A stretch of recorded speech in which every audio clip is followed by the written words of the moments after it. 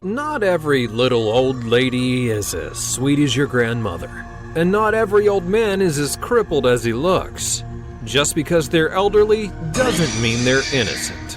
Coming up, stories of a toy-stealing granny, Jello scamming seniors, and the oldest man to ever go to prison. Join us as we take a look at some of the worst crimes committed by the elderly. Drug dealer grandma. Now, this granny's got more than just butterscotches and tissues in her purse. And that smell? Well, it's not her dental cream. It's the rank odor of crime. Darlene Mayes, a 75-year-old grandmother living in Vinita, Oklahoma, puts most drug dealers to shame. Police had an inkling that this little old lady was doing something illegal, but when they raided her home in April of 2012, they couldn't believe what they discovered. They found 4 pounds of marijuana, a few guns, and $276,000 in cash. Not only was she involved in drugs, but she was the leader of a drug ring that had business across 4 states. Her son and former business partner, Jerry Van Dorsey, admitted to getting her involved in the drug business 5 or 6 years before the raid had occurred. And given that he was cut out of the business due to his meth addiction, he got his revenge by tipping off the police to his mother's activities. How about that for some familial love? Despite her original sentence of 15 years in prison, the case was dropped just before her 74th birthday, all due to lack of concrete evidence.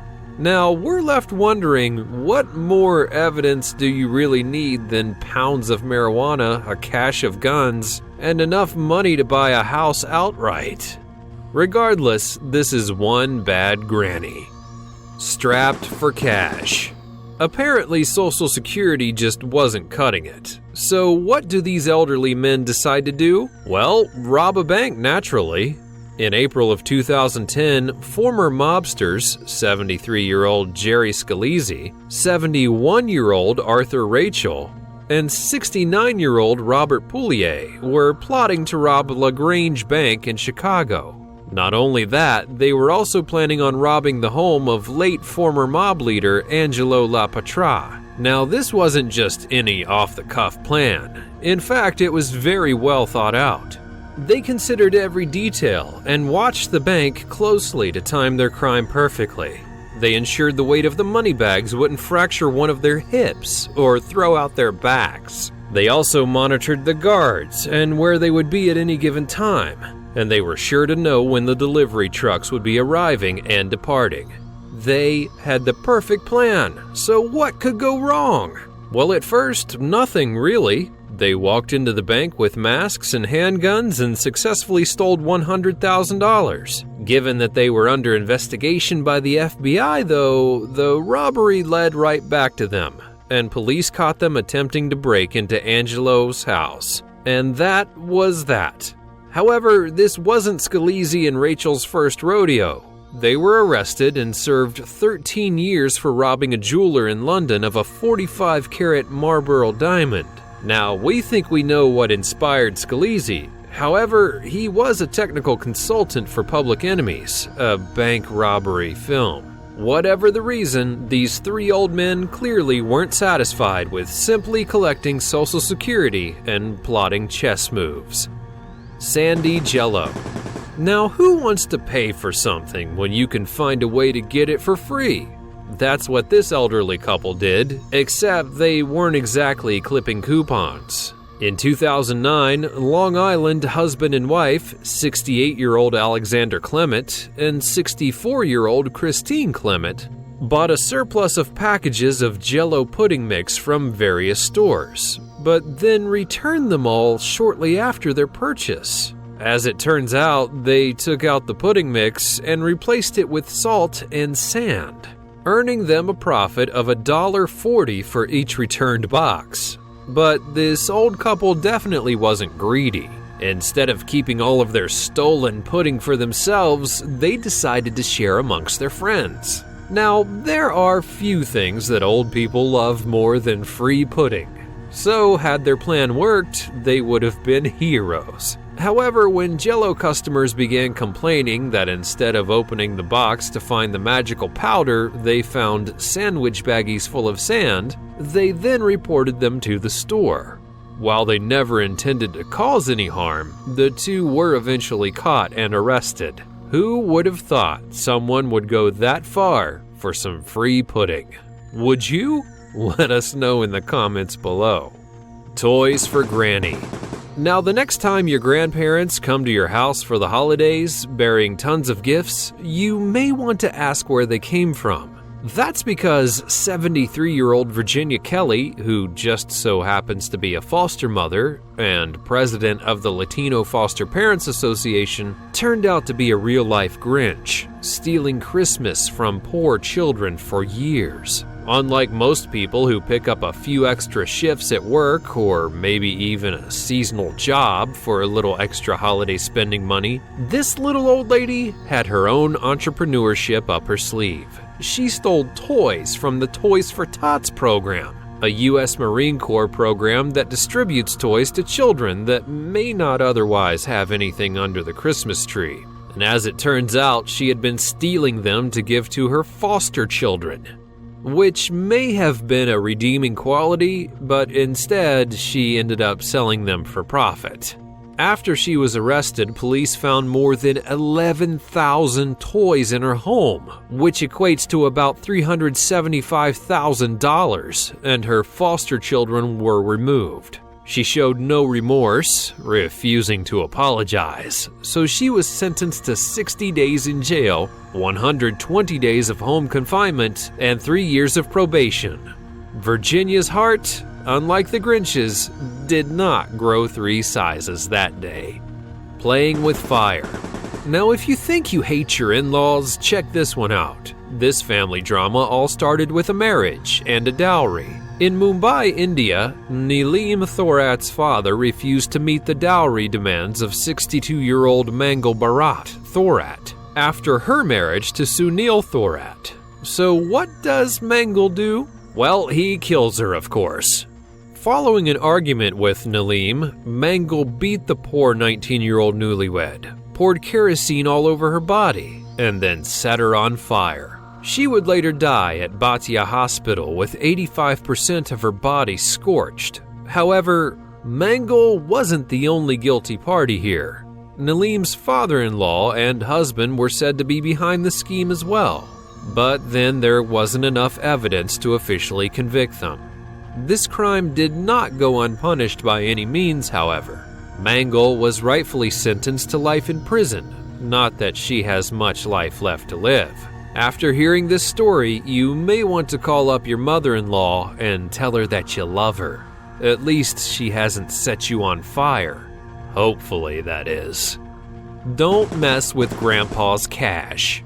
If you think you'd like to have a career helping the elderly, you may want to reconsider. The year was 2009 when James Amburn, an American financial advisor living in West Germany, had invested approximately $2,496,500 on behalf of a bunch of elderly German pensioners, promising a 12% return. The problem with all of this? He lost it all. So 2 of his clients who lived over 300 miles away showed up at his house. Just to discuss the matter late one evening, and they waited outside until he returned from the bar. After inviting them in for a beer and to discuss the issue, 74-year-old Roland and 61-year-old Will bound him up with duct tape, threw him into a specially crafted wooden box, drove him back to Roland's house, and kept him in an underground cell for 4 days, where they beat him and demanded $1.4 million in ransom. The only time that he was let out was to send a fax to request money from the bank that he worked at. Thankfully for him, the elderly don't seem to be too incredibly tech-savvy, and Amburn was able to send a coded message to whoever received it to call the police. After several failed escape attempts and 2 broken ribs, someone at the bank finally caught on to his hidden messages, and he was rescued. Roland, Will, and their wives were all convicted and jailed. The moral of the story? don't invest large sums of money on behalf of the elderly. The geriatric Bonnie and Clyde. This husband and wife duo proves that not all old people should be trusted. Ray, who was no stranger to theft and forgery, married Faye soon after he was released from jail due to petty crimes. As their need for money increased with each child born into their family, Ray's crimes would intensify. He began employing homeless people to purchase cattle at the market using his bad checks, then selling the cattle and keeping the money for himself without ever seeing his hired help again. Eventually, police caught on to his tactics, and he ended up in jail.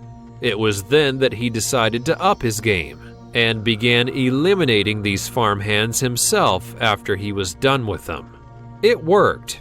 That was until former farmhand Jack McCormick would go on to alert the police of his criminal activity and attempt to kill him. In 1989, the Copeland home and its property was searched, and police found the bodies of 5 men and a rifle that was used to murder them, along with a quilt that was made out of the victim's clothing. While they passed away before their sentence, Ray and Faye Copeland, ages 76 and 69, were the oldest people to receive a death sentence in American history. And now for some honorable mentions. It seems that sometimes you never stop being a delinquent. Britain's own Dennis O'Brien started shoplifting when he was just 9 years old. And now, at the age of 80, not much has changed. In 2010, O'Brien was convicted and jailed for theft, forgery, and handling stolen goods. And thus far, he has had 35 convictions for 70 crimes and has been put away 13 times for various incidents, including arson, burglary, and forgery. Our next criminal sentence may inadvertently be life in prison. It was 2009 when Mr. Adebayo of Ogun State, who was said to be about 114 years old at the time despite lack of confirmation, was arrested for the possession of marijuana. Over 14,000 pounds of marijuana, that is. Now, if his age is correct, he will be the oldest man in prison, so it's safe to say that he'll definitely get some seniority. Our next crime earned the title of largest burglary in English legal history. And of course, it was committed by a bunch of old guys. While old, they were definitely seasoned veterans. Once the Hatton Garden Safe Deposit Company locked its doors for Easter in 2015, 4 elderly men ranging from ages 58 to 76 entered the area through a lift shaft and then drilled holes into the nearly 20-inch thick vault wall to get around the main vault door. Luckily for them, an unrelated major underground electrical fire broke out on the Kingsway Road in London, temporarily distracting emergency services and allowing the criminals to get away with approximately $14,830,200 worth of jewelry and other valuables. However, their victory would be short-lived. The 4 men, as well as 4 others, were arrested, and 7 out of the 8 were convicted and either sent to prison or jail, and the company went into liquidation as a result, proving that you're never too old to make an impact. This rap sheet is just proof that because you're old doesn't mean you're automatically disqualified from being a suspect in a major crime. And these are just some of the craziest crimes that have been committed by old people. But what have you heard? And have your grandparents ever gone to jail? Let us know in the comments below. And thanks for watching.